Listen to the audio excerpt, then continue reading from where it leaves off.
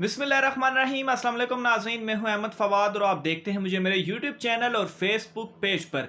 नाज़रीन, आज की इस वीलाग में बहुत अहम खबरें हैं जो कि मैं आपके साथ शेयर करने जा रहा हूं और ये खबरें रिलेटेड है आज़ाद कश्मीर 2021 के इंतखाबात के हवाले से। मीरपुर के जो 4 हलके हैं वो वहां पर पीटीआई का इस वक्त राज है। सूरत हाल जो है वो पूरे के पूरे कश्मीर इलेक्शन में किस तरह से तब्दील हो चुकी है। शाहिद खाकान अब्बासी जो हैं वो कैसे पूरी मुस्लिम लीग नून को ले डूबे हैं। मरियम नवाज जो हैं वो इस वक्त किस तरह से मुस्लिम लीग नून के लिए वबाले जान बन चुकी हैं। आज़ाद कश्मीर इलेक्शन ख़ास तौर पर मीरपुर के ये जो 4 हलके हैं इनकी सूरत हाल आपके सामने रखूंगा और आपके साथ कुछ सबूत भी मैं पेश करूंगा। नामों के साथ आपको मैं चीज़ें बताऊंगा और फिगर्स के साथ मैं आपको चीज़ें बताऊंगा जिससे आपको मालूम होगा कि असल में इस वक्त आज़ाद कश्मीर के इंतखाबात में सूरत हाल क्या है और कैसे मुस्लिम लीग नून जो है वो इस वक्त बहुत ही मुश्किलात का उसको सामना है। व्लॉग में आगे बढ़ता हूँ और नाज़रीन, सबसे पहले तो मीरपुर के जो 4 हलके हैं यानी कि LA1 से लेकर LA4 तक, इस हवाले से मैं कुछ चीज़ें आपके सामने जो है वो रखने जा रहा हूँ। आप बेशक पेन और पेपर जो है वो अपने साथ रख लीजिएगा और कुछ जो नाम मैं आपको के सामने लेने जा रहा हूं, ये नाम या जो फिगर्स वगैरह हैं ये बेशक आप अपने साथ नोट कर लीजिएगा। इससे आपको आइडिया हो जाएगा कि किस तरह से पीटीआई का राज इस वक्त कश्मीर के इन चारों हलकों पर मुकम्मल उनकी गिरफ्त जो है वो हो चुकी है। तो नाज़रीन, सबसे पहले तो मीरपुर के पहले हलके LA1 के हवाले से मैं बात करता हूं। तो इस मरतबा इस हलके में जो 3 बड़ी जमातें हैं, पीटीआई, मुस्लिम लीग नून और तहरीके पीपल्स पार्टी। पीटीआई के अजहर सदीक, पीपल्स पार्टी के अफसार शाहिद और मुस्लिम लीग नून के मसूद खालिद जो हैं ये तीनों इस मरतबा इस हलके में मैदान में उतरेंगे और मुकाबला करेंगे। गुज़श्ता इलेक्शन में यहाँ से इस हलके से यानी कि 2016 से मसूद खालिद जो कि मुस्लिम लीग नून के उम्मीदवार थे उन्होंने इलेक्शन जो है वो जीता था और पीटीआई के जो उम्मीदवार थे अजहर सदीक वो तीसरे नंबर पर थे। लेकिन इस मरतबा सूरत हाल जो है वो यकसर तब्दील हो चुकी है और मुस्लिम लीग नून के जो उम्मीदवार हैं वो पहले से तीसरे पर और पीटीआई के उम्मीदवार तीसरे से पहले पर आ चुके हैं। इसकी रीज़न क्या है? इसकी रीज़न ये है कि एक तो मुस्लिम लीग नून के अंदर आपसी इख्तलाफ बहुत है, टिकटों की तकसीम के ऊपर, कंपेन के ऊपर, मरियम नवाज और शहबाज शरीफ के ऊपर। और इस हवाले से ये भी नवाज शरीफ ने शहबाज शरीफ को पीछे करके कहा है कि मरियम नवाज जो है वही इलेक्शन की कंपेन चलाएंगी और बड़ा इख्तलाफ है मुस्लिम लीग नून के अंदर और टिकटें भी जो है वो भी उसकी तकसीम पर भी इख्तलाफ हुआ है, जिसकी वजह से बहुत सारे जो लोग थे जो कि मुस्लिम लीग नून को सपोर्ट कर रहे थे, 2016 में भी उन्होंने सपोर्ट किया, वो लोग इस मरतबा पाकिस्तान तहरीक इंसाफ की हिमायत में खुलकर सामने आ गए हैं। और उनमें जो एक जो बड़ा नाम है वो है राजा आबिद साहब, जो कि उनका काफ़ी ज़ोर है मीरपुर के हलका LA1 में। और इसी तरह उनके बेटे शुएब आबिद साहब जो हैं उनका भी काफ़ी ज़ोर है इस हलके में। और ये दोनों बड़े लोग जो हैं वो मुस्लिम लीग नून को इस वक्त छोड़ चुके हैं। इसके अलावा राजा अली जमान वो भी मुस्लिम लीग नून के 2011 के टिकट होल्डर थे। नाजरीन, बहुत अहम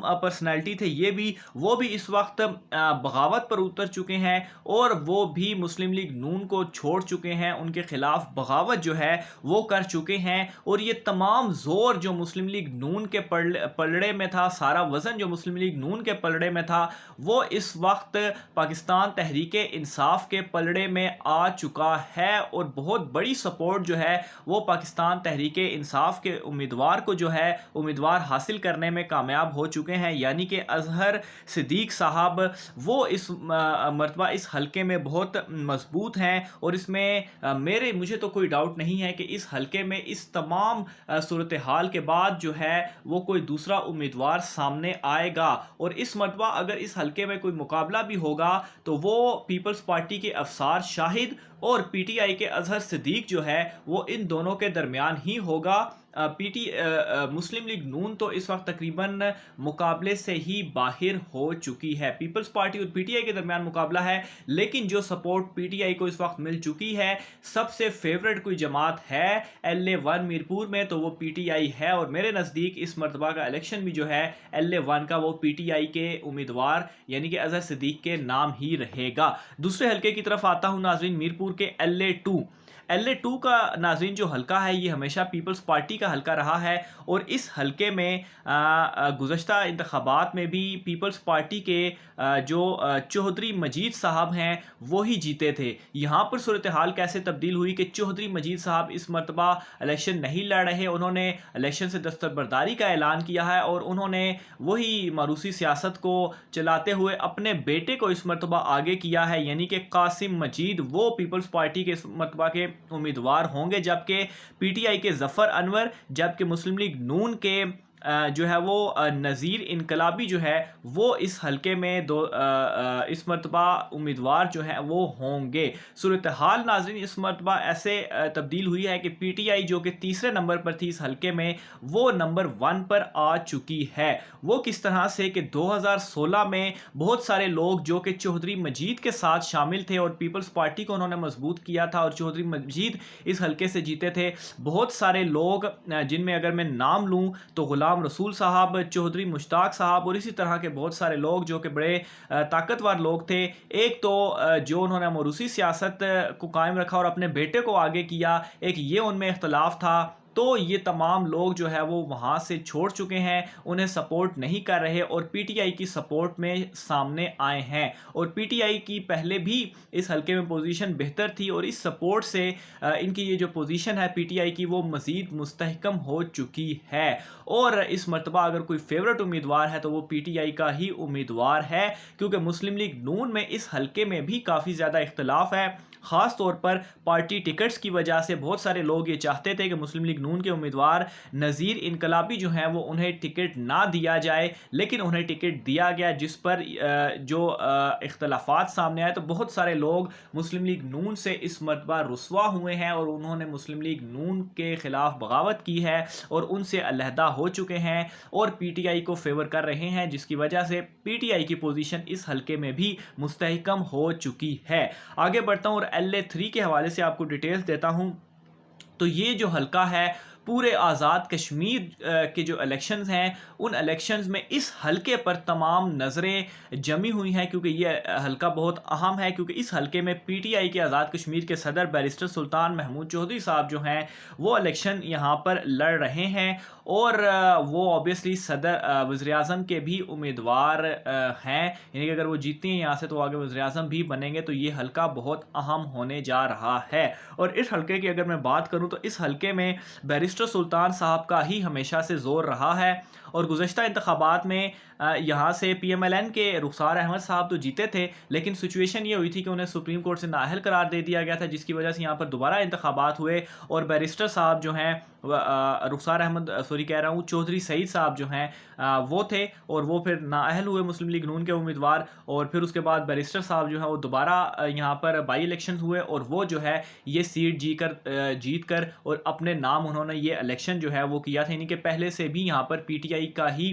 امیدوار ونر ہے، انہی کی یہاں پر حکومت ہے. اور یہ حلقہ اس وجہ سے بھی زیادہ دلچسپ ہے کیونکہ یہاں ہمیشہ سے ہی یا تو اینٹی یا تو پرو بیرسٹر سلطان ووٹ جو ہے وہ رہا ہے. جس طرح سے ہم پیپلز پارٹی کی لیفٹ اور رائٹ کی بات کرتے ہیں تو یہاں پر بھی ہمیشہ ووٹ ایسا رہا ہے یا تو بیرسٹر سلطان کے ساتھ رہا ہے یا ان کے اینٹی رہا ہے، کسی دوسری جماعت کی یہاں پر کبھی فیورٹ جو ہے وہ نہیں رہی. اور جو اینٹی ووٹ رہا ہے وہ اگر کسی دوسری جماعتوں کو ووٹ دے دے تو ٹھیک ہے، لیکن اس مرتبہ جو اینٹی ووٹ ہے وہ بھی تقسیم ہوا ہے، اور وہ تقسیم ہوا ہے مسلم لیگ نون اور پیپلز پارٹی کے درمیان، جس کا سارا جو فائدہ ہے وہ تحریک انصاف کے امیدوار بیرسٹر صاحب کو جو ہے وہ ہوا ہے، اور یہاں پر آلریڈی ان کی حکمرانی تھی. تو نو ڈاؤٹ اس مرتبہ بھی پی ٹی آئی یہ جو LA3 کا حلقہ ہے وہ اپنے نام کرنے میں کامیاب رہے گی. LA4 کی طرف آتا ہوں.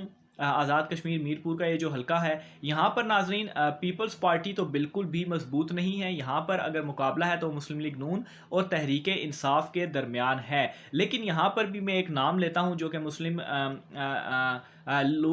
لیگ نون کے جو لوگ حمایتی رہے ہیں 2016 میں، جن میں نہری کے بہت سارے لوگ تھے، راجہ نوید اختر صاحب تھے، وہ اس مرتبہ کھل کر پی ٹی آئی کی سپورٹ میں سامنے آ چکے ہیں اور وہ پی ٹی آئی کو سپورٹ کر رہے ہیں، جس کی وجہ سے پی ٹی آئی جو کہ اس حلقے میں پہلے تو نہیں تھی لیکن اب ان کی یہاں پر پوزیشن مستحکم ہو چکی ہے. اور ایک اور بڑا فیکٹ یہ ہے کہ یہ جو حلقہ ہے یہ بھی بیرسٹر سلطان صاحب کا ہی ایریا میں آتا ہے اور ان کے کزن ہی ہیں چودھری ارشد حسین صاحب، جو کہ یہ الیکشن جو ہے وہ لڑ رہے ہیں. دوسری طرف مسلم لیگ نون کے جو امیدوار ہیں وہ رخسار احمد صاحب ہیں.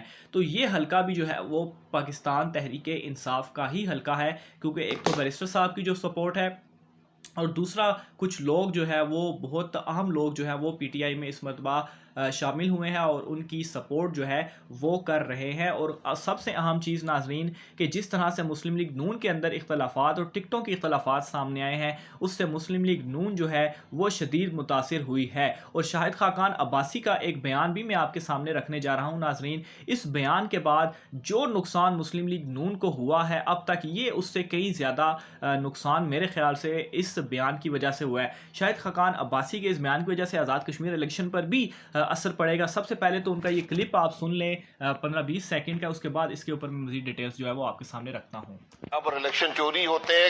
ہمارا وسیع تجربہ ہے الیکشن چوری کرنے میں، ہمارا وسیع تجربہ ہے الیکشن چوری کرنے میں. آپ دیکھیں نا، جب آپ کو نظر آ رہا ہے کہ الیکشن چوری ہوتے ہیں، کیوں ہوتے ہیں، کیسے ہوتے ہیں، یہ ساری دنیا جانتی ہے. آپ 2013 میں چوری کروا کے الیکشن آئے یار، ہر الیکشن چوری ہوا ہے. میں بھی چوری کروایا گا، میرا کیا کر لیں گے آپ؟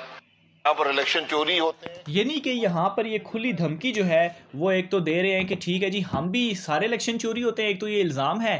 اس کے بعد کہتے ہیں ہم بھی 2013 میں الیکشن چوری کر کے آئے تھے، ہمارا کیا بگاڑ لیں گے آپ. تو ناظرین یہ تو اس وقت ذہنی کیفیت ہے مسلم لیگ نون کی کہ وہ اس وقت مینٹلی طور پر اتنے ڈسٹرب ہو چکے ہیں. کپتان نے انہیں اتنا ڈسٹرب کر دیا ہے. اور خاص طور پر یہ جو میں نے آپ کے سامنے صرف میرپور کے 4 حلقے ہیں ان کی سچویشن رکھی ہے اور یہ میں نام لے کر بتائے ہیں. اس سچویشن سے ناظرین آبویسلی مسلم لیگ نون جہاں ان کی حکومت رہی اور اس سچویشن کے بعد ان کا ذہنی توازن تو آبویسلی خراب ہی ہوگا. پھر اس کے بعد جس طرح سے نواز شریف نے شہباز شریف کو سائیڈ لائن کر کے مریم نواز کو سامنے لے کر آئے ہیں، اور مریم نواز جنہیں مطلب ہے کہ جس طرح سے وہ کمپین یہاں پر چلا رہی ہیں تو آبویسلی وہ بھی ایک فلاپ شو ہی ہے. تو یہ صورتحال ہے ناظرین اس وقت جو میں نے آپ کے سامنے رکھی. امید ہے آپ کو یہ تمام چیزیں جو ہے وہ سمجھ آ گئی ہوں گی. اپنی رائے کا اظہار کمنٹ باکس میں لازمی کیجیے گا. کوئی سوال ہو تو وہ بھی آپ پوچھ سکتے ہیں. آج کے ویلاگ سے اتنا ہی، مجھے اجازت دیجیے. اللہ حافظ.